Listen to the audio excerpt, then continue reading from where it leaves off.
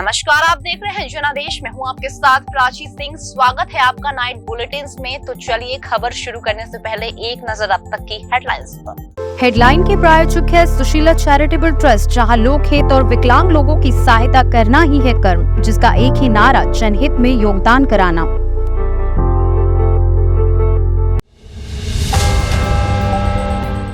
चीनी नौसेना की गतिविधियों से भारत की चिंता बढ़ी। चीन का एक और जासूसी जहाज श्रीलंका पोर्ट पर डालेगा लंगर। इंडिया का नाम भारत करने के समर्थन में वीरेंद्र सहवाग बोले, टीम की जर्सी पर लिखा जाए भारत। अमिताभ ने किया हरिवंश राय बच्चन का जिक्र, बोले बापूजी ने भगवत गीता का अनुवाद किया था, इसे जन गीता कहते हैं। सौरव गांगुली पर बन रही है बायोपिक, आयुष्मान खुराना प्ले कर सकते हैं दादा का रोल। फाइनल हो चुकी है फिल्म की स्क्रिप्ट। आर्टिकल 370 पर सुनवाई पूरी, सुप्रीम कोर्ट ने फैसला सुरक्षित रखा है। कोर्ट में 23 याचिकाएं दाखिल कर केंद्र के फैसले को चुनौती दी गई थी। अब समाचार विस्तार से। पिछले महीने भारत की तमाम आपत्तियों के बावजूद श्रीलंका ने चीनी नौसेना के युद्धपोत हाई यांग 24 हाउ को कोलंबो पोर्ट पर लैंडिंग की इजाजत दे दी थी। भारतीय नौसेना की बढ़ती ताकत से चीन परेशान हो गया है। इंडियन नेवी पर नजर रखने के लिए चीन एक के बाद एक जासूसी जहाज को हिंद महासागर में भेज रहा है। यही नहीं, पिछले कुछ महीनों में चीनी नौसेना के जहाज लगातार श्रीलंका के बंदरगाहों पर डेरा डाले हैं। भारतीय सुरक्षा एजेंसियों के सूत्रों के मुताबिक चीन भारतीय नौसेना की तरफ से किए जाने वाले वॉर एक्सरसाइज पर भी खास ध्यान दे रहा है। भारतीय नौसेना जिस तरह से ऑस्ट्रेलिया, अमेरिका और जापान नेवी से लगातार जॉइंट मिलिट्री एक्सरसाइज कर रही है, उससे भी चीन परेशान है।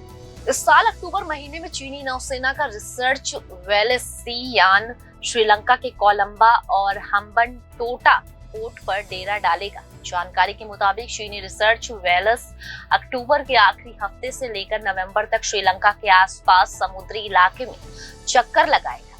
ठीक इसी तरह से पिछले महीने भारत की तमाम आपत्तियों के बावजूद श्रीलंका ने चीनी नौसेना के युद्धपोत हाई यांग 24 को कोलंबो पोर्ट पर लैंडिंग की इजाजत दे दी थी। हाई यांग 24 हाउ श्रीलंका के 138 क्रू मेंबर के साथ कोलंबो पहुंच गया था।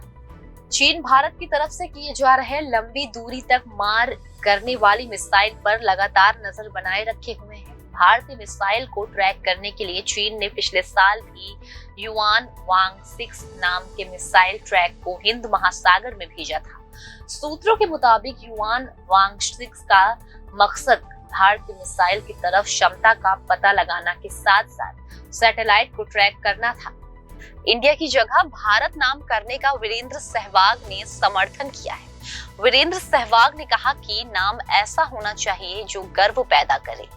इंडिया का नाम संविधान में भारत करने की मांग का पूर्व क्रिकेटर वीरेंद्र सहवाग ने समर्थन किया है।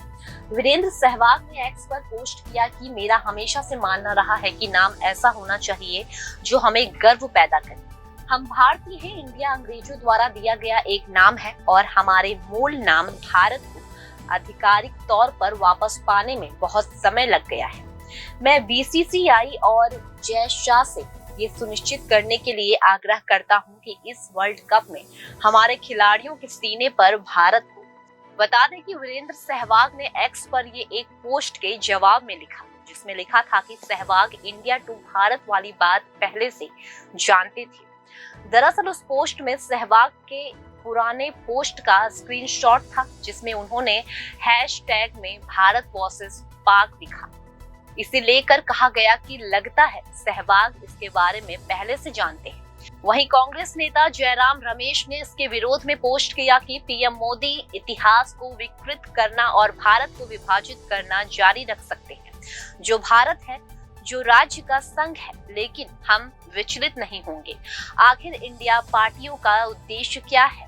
ये भारत है, सद्भाव, मैत्री, मेल मिलाप और विश्वास लाने वाला। जुड़ेगा भारत, जीतेगा इंडिया।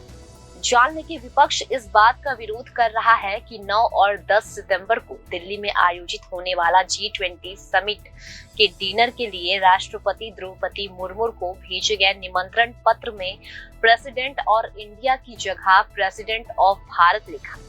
दूसरी तरफ बीजेपी सांसद हरनाथ सिंह यादव ने भी संविधान में इंडिया की जगह नाम भारत करने की मांग की है। हरनाथ सिंह यादव का कहना है कि इंडिया नाम अंग्रेजों का दिया हुआ है, ये गुलामी का प्रतीक है, इसे बदलकर भारत कर देना चाहिए। अमिताभ बच्चन इन दिनों कौन बनेगा करोड़पति के 15वें सीजन को होस्ट कर रहे हैं। शो के दौरान बिग बी अक्सर कोई न कोई दिलचस्प किस्सा बताते रहते हैं। वहीं अब हाल ही में अमिताभ ने शो में अपने दिवंगत पिता और महान कवि हरिवंश राय बच्चन का जिक्र किया। दरअसल शो के 16वें एपिसोड में पठानकोट की रहने वाली अपूर्वता मल्होत्रा हॉट सीट पर बैठी थी। इस दौरान उनके पास 3000 रुपए के लिए एक सवाल आया। सवाल था, कौन से धर्म ग्रंथ में भगवान और योद्धा के बीच संवाद दिखाया गया है? सवाल का सही जवाब था भगवद गीता। कंटेस्टेंट के जवाब देने के बाद अमिताभ बच्चन ने अपने पिता का जिक्र किया। उन्होंने कहा, मैं आपको बता दूं कि मेरे बाबूजी ही भगवद गीता का अनुवाद किए हैं। उन्होंने इस धर्म ग्रंथ को अवधी में लिखा है, जिसमें तुलसीदास जी ने रामचरितमानस लिखी थी। अमिताभ बच्चन ने आगे कहा, भगवद गीता को संस्कृत में लिखा गया था, ऐसे में इसे आम लोगों के लिए पढ़ पाना मुश्किल था। तो मेरे पिताजी ने सोचा कि क्यों ना इस धर्म ग्रंथ का आसान भाषा में अनुवाद किया जाए। इस किताब को जन गीता कहा जाता है। अगर आपको कभी भी फुर्सत मिले तो इसे जरूर पढ़िएगा। अमिताभ बच्चन ने मंगलवार को एक थ्रोबैक तस्वीर शेयर की गई तस्वीर में एक्टर एक छोटे बच्चे के साथ नजर आ रहे हैं। ये बच्चा कोई और नहीं बल्कि जूनियर बच्चन है। ब्लैक एंड व्हाइट तस्वीर शेयर करते हुए अमिताभ ने लिखा, अभिषेक आपने बहुत कम उम्र में कैमरे के सामने आना सीख लिया था। आप इसे हमेशा जारी रखें। मेरी प्रार्थनाएं आपके साथ हैं। बिग बी के इस पोस्ट पर अभिषेक बच्चन ने हार्ट इमोजी रिएक्ट किया है। सोशल मीडिया पर दिग्गज एक्टर का ये पोस्ट खूब पसंद किया जा रहा है। सेलेब्स और फैंस इस पर जमकर रिएक्ट कर रहे हैं। आयुष्मान खुराना ड्रीम गर्ल 2 का सक्सेस एंजॉय कर रहे हैं। इस बीच आयुष्मान ने पूर्व क्रिकेटर सौरव गांगुली की बायोपिक में दादा का किरदार निभाने को लेकर बात की है। इससे पहले ये कहा जा रहा था कि फिल्म में रणवीर कपूर सौरव गांगुली का लीड रोल प्ले करेंगे। मीडिया से बात करते हुए आयुष्मान ने इस बात की पुष्टि तो नहीं की, लेकिन उन्होंने इस रिपोर्ट को गलत भी नहीं बताया। उन्होंने कहा, मैं इस बारे में फिलहाल कुछ नहीं कहूंगा, हमें ऑफिशियल अनाउंसमेंट का इंतजार करना चाहिए। रिपोर्ट के मुताबिक इस साल के अंत तक बायोपिक की शूटिंग शुरू हो जाएगी। इस साल 26 मई को प्रोड्यूसर लव रंजन और अंकुर गर्ग सौरव गांगुली से मिलने कोलकाता गए थे।